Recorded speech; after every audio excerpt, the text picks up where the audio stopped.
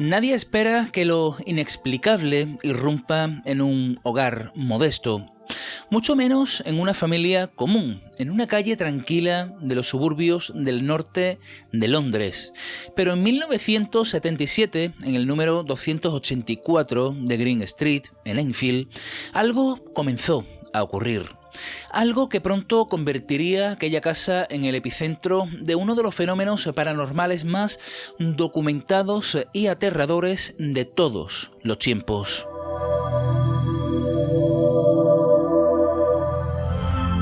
La familia Hodgson, compuesta por la madre Peggy y sus 4 hijos, Margaret, Janet, Johnny y Billy, vivía una vida sencilla, sin lujos, sin sobresaltos, hasta que una noche de agosto algo ocurrió. Todo comenzó con sonidos, golpes sordos, pasos donde no había absolutamente nadie, muebles que se movían solos. Al principio pensaron que podía ser una travesura infantil, una broma pesada o tal vez el resultado del estrés del día a día. Pero las cosas escalaron demasiado rápido. Una noche, la hija de 11 años, Janet, fue lanzada desde su cama por una fuerza invisible. Las sillas comenzaban a deslizarse por el suelo sin que nadie las tocara. Las cómodas se deslizaban por la habitación. Los juguetes salían disparados por el aire. La televisión se encendía sola. Una Biblia fue arrancada violentamente de sus manos mientras rezaban. Algo o alguien se encontraba allí, con ellos. Desesperada, Peggy Hodgson llamó a la policía. 2 agentes llegaron a la casa y fueron testigos de cómo una silla se deslizaba por el suelo sin intervención humana. Una de las oficiales incluso firmó una declaración jurada, pero la policía no podía hacer mucho más. No era un crimen, era algo diferente, era otra cosa. Con el paso de los días, los fenómenos se intensificaron. Golpes a todas horas, objetos volando, voces inexplicables. Y entonces apareció la voz. Una voz gutural, agresiva, masculina, proveniente de la garganta de la pequeña Janet.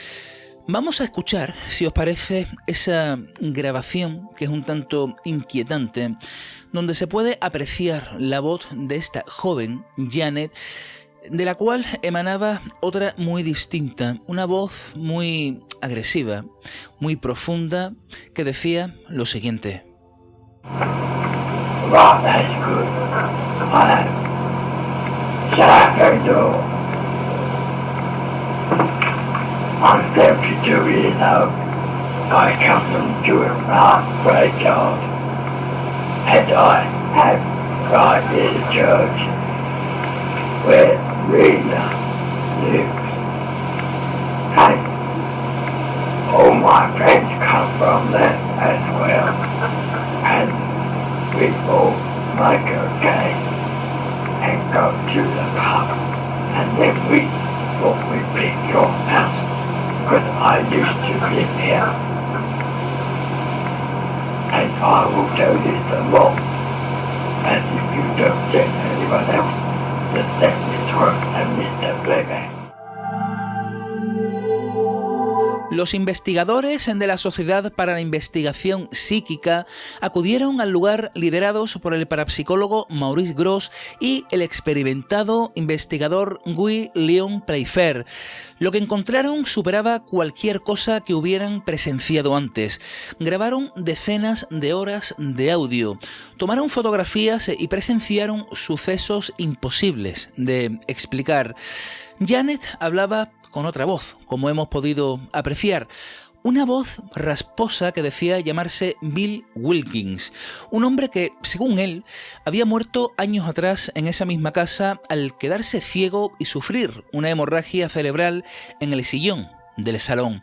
Lo más inquietante era que al verificar los datos descubrieron que sí había existido un tal Bill Wilkins y que efectivamente había muerto en esas circunstancias justo allí. Pero Janet no podía haberlo sabido. Nadie en la familia conocía ese detalle. Durante meses los fenómenos continuaron. Fotografías tomadas por cámaras ocultas mostraban a Janet siendo lanzada por el aire, doblándose en posiciones totalmente imposibles, levitando sobre su propia cama. Decían que estaba fingiendo, pero ¿cómo se finge una levitación con testigos, sin cables y sin cortes? Las paredes temblaban, los muebles eran lanzados, las voces se burlaban de los investigadores. Uno de los grabadores registró una voz que decía: "No sois bienvenidos aquí". Incluso los reporteros del Daily Mirror, inicialmente escépticos, salieron aterrados tras presenciar cómo una almohada cruzaba la habitación por sí sola. El caso llegó a los titulares de toda Inglaterra. Fue cubierto por prensa escrita, radio y televisión. Y como todo fenómeno popular, despertó fervientes defensores, pero por supuesto también muchos detractores. Algunos decían que Janet era una niña problemática, en busca de atención. Otros afirmaban que los investigadores habían sido engañados, hipnotizados por su propia obsesión. Pero ni Maurice Grosse ni Playfair abandonaron su convicción. Lo que ocurrió allí fue totalmente real y no se podía explicar por medios convencionales.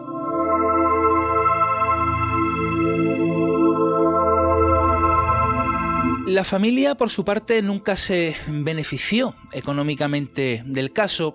Janet, ya adulta, admitió haber fingido cosas pequeñas en momentos de mucha presión, pero también aseguró que el 98% de lo que ocurrió fue totalmente real, que fue auténtico. Su voz se quebró en entrevistas posteriores al recordar el miedo que sentía por las noches al dormir con la luz encendida, esperando que aquello pudiera regresar.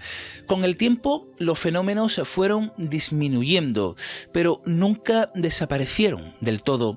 Algunos visitantes, años después, relataron sensaciones extrañas en la casa, una presencia, un frío inusual, como si lo que allí habitó no hubiese marchado del todo, sino que simplemente ha quedado dormido, esperando regresar en algún momento.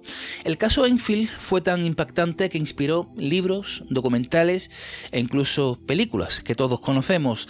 La más famosa, The Conjuring 2, que recreó los hechos con una licencia cinematográfica, pero sin perder el núcleo inquietante de la historia. Una familia acorralada por lo invisible, una niña marcada para siempre y una pregunta que aún flota en el aire.